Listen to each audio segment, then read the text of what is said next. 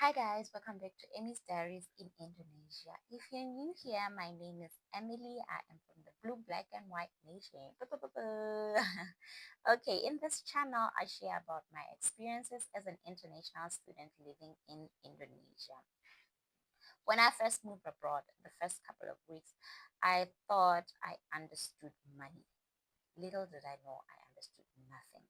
If I could turn back the hands of time, I would sit myself down and avoid these mistakes. Being prepared and experienced are totally two different things.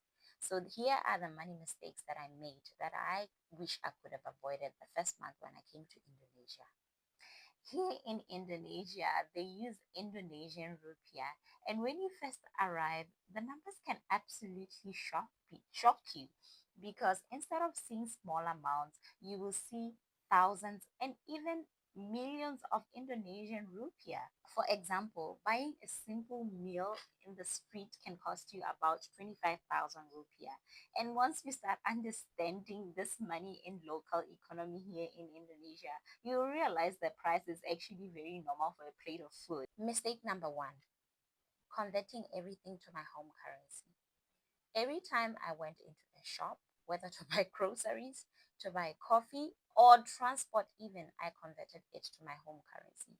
That did not help me at all. In fact, it kept me anxious all the time.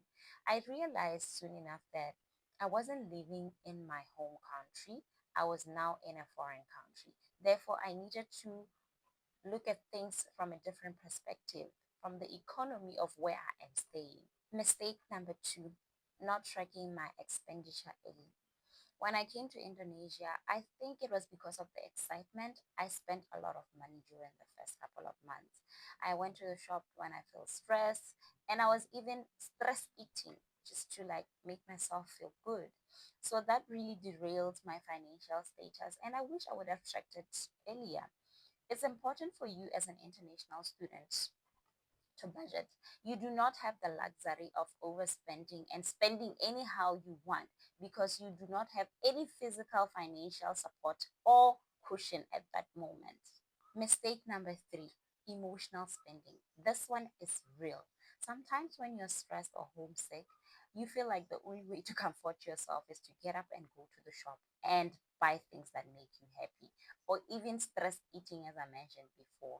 This is a rookie mistake. Do not fall into the trap.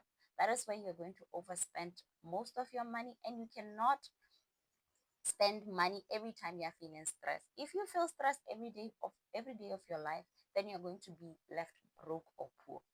Mistake number four, assuming cheap country means cheap lifestyle. Before I came to Indonesia, I heard that it was very affordable. But honestly, affordability and lifestyle, they go hand in hand. If you constantly eat out and if you shop impulsively, no country will feel cheap. I had to learn the difference between needs, comfort, and impulse. That did not come immediately, it came from experience. Mistake number five, not building a financial cushion. As an international student, you do not have immediate backup. So it is important for you to always keep money aside for emergencies. That safety net, it gives you confidence and you know that you have something to rely back on. Understanding currency is not about myth, it's about mindset. It's about adapting to a new financial system.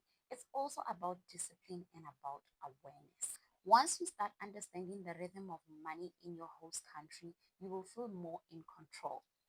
So, if you're planning to study abroad, don't just prepare academically, prepare financially as well.